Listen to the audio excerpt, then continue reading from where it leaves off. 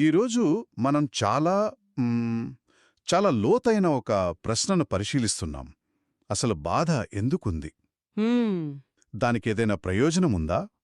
ఒకవేళ బాధ మనల్ని మేల్కొలపడానికే అయితే, ఆ బాధను ఎలా అర్థం చేసుకోవాలో జీవులకు ఎవరు నేర్పుతారు? అవును. మన దగ్గర ఉన్న ఈ మూలగ్రంథం ఒక పురాణ కథ రూపంలో ఈ ప్రశ్నలను అన్వేషిస్తుంది. సృష్టిలో బాధ మొదలైనప్పుడు దానికి అర్థం ఎలా పుట్టిందో వివరిస్తుంది. ఈ కథలోకి ఎట్టు లోతుగా వెళ్దాం. నిజానికి ఈ ప్రశ్న కేవలం తాత్వికమైనది కాదు. కదా! మనందరం మన జీవితంలో ఏదో ఒక సమయంలో దీన్ని ఎదుర్కొంటాం. ఇదంతా నాకే ఎందుకు జరుగుతోంది అని అడుగుతాం. సరిగ్గా.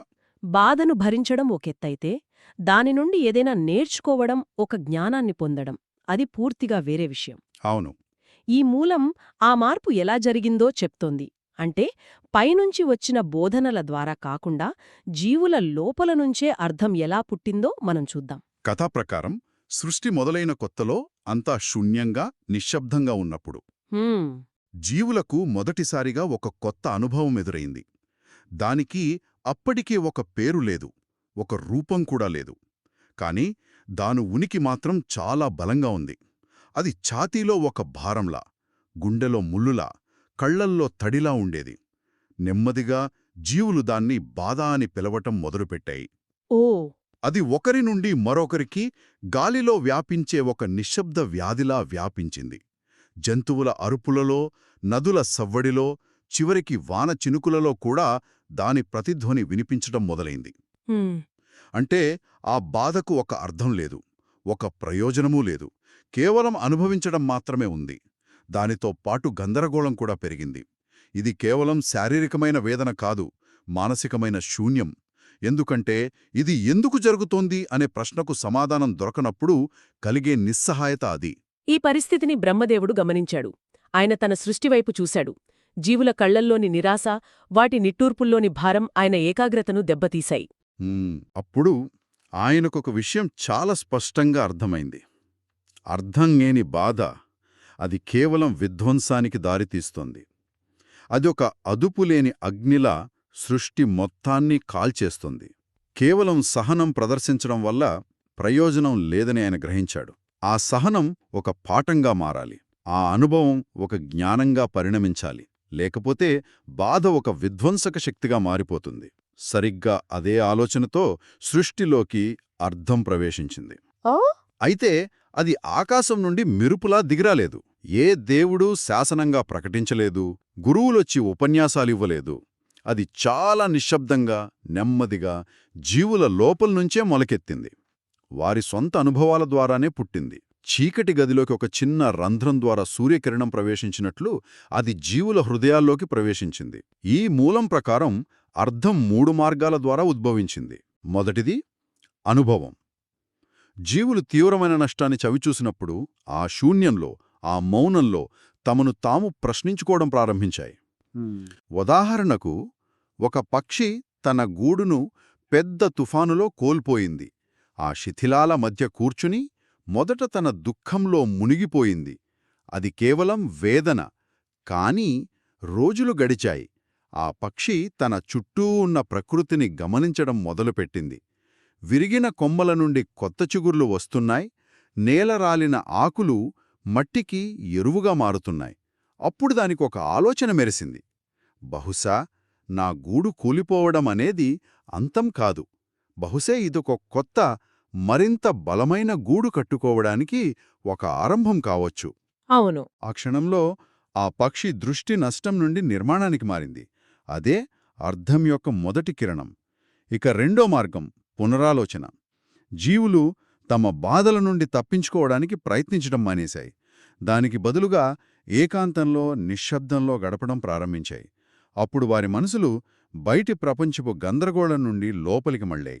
కథలో ఒక నది ఒడ్డును కూర్చున్న యోగి గురించి చెప్తారు. ఆయన ప్రవాహాన్ని గమనిస్తున్నాడు.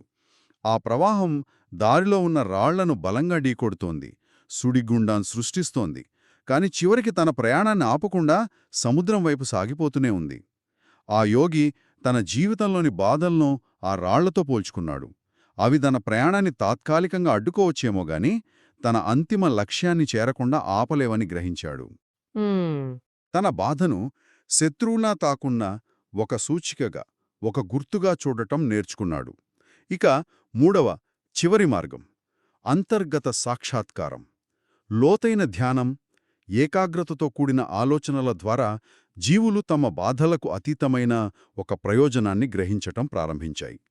ఒక విత్తనం భూమిలోపల పగిలితేనే మొక్కగా మారగలదని తెలుసుకున్నాయి. గొంగళి పురుగు తన కవచాన్ని చీల్చుకుంటేనే సీతాకోకచిలుకగా ఎగరగలదని అర్థం చేసుకున్నాయి. అంటే పడిపోవడమనేది ఎగరటానికి ముందు జరిగే ఒక ప్రక్రియ అని గ్రహించాయి. ఆహ్! ఎంత బావుంది. ఆ బాధ తమను నాశనం చేయడానికి రాలేదని, తమను తాము పునర్నిర్మించుకోవడానికి, ఉన్నతీకరించుకోవడానికి వచ్చిన ఒక అవకాశమని గ్రహించాయి. ఈ విధంగా జ్ఞానమనేది ఆదేశాల రూపంలో రాలేదు. అది క్రమంగా వికసించే అంతర్దృష్టిగా వచ్చింది. ప్రతి జీవి తమదైన వేగంతో, తమదైన మార్గంలో ఈ సత్యాన్ని కనుగొంది. ఈ అర్థం అనే కొత్త అవగాహన బాధ తీవ్రతను తగ్గించలేదు. నొప్పి ఉంది, కానీ దాని రూపాన్ని మార్చేసింది. అంతకు ముందు అదొక భారమైన రాయిలా ఉంటే ఇప్పుడది పైకెక్కడానికి ఉపయోగపడే మెట్టుగా మారింది. అంటే కేవలం భరించడంగా ఉన్నది ఇప్పుడు నేర్చుకోవడంగా మారింది. సహనం జ్ఞానంగా పరివర్తన చెందింది. బాధ అనేది శిక్ష కాదు, అదొక పాఠమని జీవులు గ్రహించాయి. అద్భుతం! ఈ కథనంలో ఎంత లోతైన సత్యం దాగి ఉందో కదా. నిజమే. ఇక్కడ మనం 3 ముఖ్యమైన పాఠాలను గమనించవచ్చు. మొదటిది, మీరు చెప్పినట్లే అర్థం లేనప్పుడు బాధ వినాశనకరంగా మారుతుంది. అవును. ఒక లక్ష్యం లేకుండా కష్టపడటం ఎంత నిరుత్సాహాన్ని కలిగిస్తుందో ఇది కూడా అలాంటిదే అన్నమాట. నిజమే. రెండవ పాఠం కూడా అంతే ముఖ్యం. అంటే అవగాహన అనేది సహనాన్ని జ్ఞానంగా మారుస్తోంది. కేవలం నొప్పిని ఓర్చుకోవడం కాకుండా, నేను ఈ నొప్పి నుండి ఏమి నేర్చుకుంటున్నాను అని ప్రశ్నించుకున్నప్పుడు ఆ అనుభవం మొత్తం మారిపోతుంది. సరిగ్గా. అప్పుడది ఒక గురువుగా మారుతుంది. అవును. ఇక మూడవది అత్యంత కీలకమైనది. స్పష్టత అనేది బయటి నుండి వచ్చే బోధనల ద్వారా కాకుండా, లోపలి నుండి వచ్చే పునరాలోచన ద్వారానే వస్తుంది. ఉమ్, ఎవరూ మనకు మన బాధ యొక్క అర్థాన్ని చెప్పలేరు. మనం మన అనుభవాలను, మన మౌనాన్ని, మన ఆలోచనలను ఉపయోగించి దానిని మనమే కనుక్కోవాలి. ఈ కథలో అర్థం నిశ్శబ్దంగా ప్రవేశించింది అనడంలో అంతరార్థం కూడా ఇదేనేమో. కరెక్ట్, అదే. అయితే ఈ కథ ఒక హెచ్చరికతో ముగుస్తుంది. ఇక్కడతో అంతా సవ్యంగా జరిగిందని మనం అనుకుంటాం. అవును.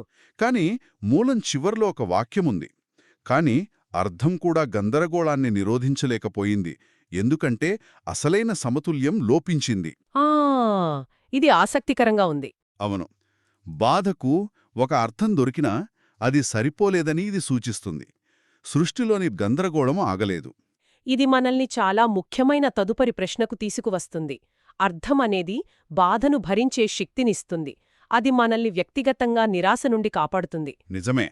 కానీ జీవితంలో ఉన్న గందరగోళాన్ని, అంటే అసమతుల్యతను నివారించడానికి అది ఒక్కటే సరిపోదు. ఉదాహరణకు ఒక సైనికుడికి తన దేశం కోసం పోరాడుతున్నాననే అర్థం ఉంటుంది.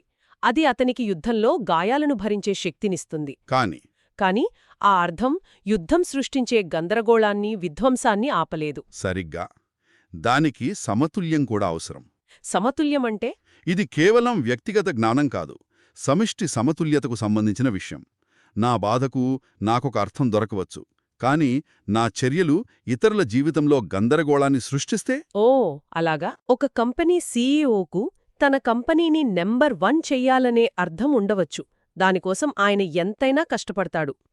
కాని ఆ క్రమంలో పర్యావరణాన్ని నాశనం చేస్తే అక్కడ సమతుల్యం లోపించినట్లే. అంటే వ్యక్తిగత అర్థం ఉంది, కాని సమిష్టి గందరగోళం కూడా ఉంది. అవును. బహుశా అదే మనం అన్వేషించాల్సిన తదుపరి అంశం. బాధకు అర్థం దొరకడం అనేది ప్రయాణంలో మొదటి అడుగు మాత్రమే అయితే, ఆ అర్థాన్ని జీవితంలో సమతుల్యం చేయడానికి ఏమీ అవసరం? ఇది ఆలోచించాల్సిన విషయం. ఒకవేళ జీవితంలో ఈ సమతుల్యం లేకపోతే, మనం ఎంతో కష్టపడి కనుక్కున్న ఆ అర్థం కూడా నిరర్థకమైపోతుందా? మంచి ప్రశ్న. ఈ ప్రశ్నతో ఈనాటి మన చర్చను ముగిద్దాం.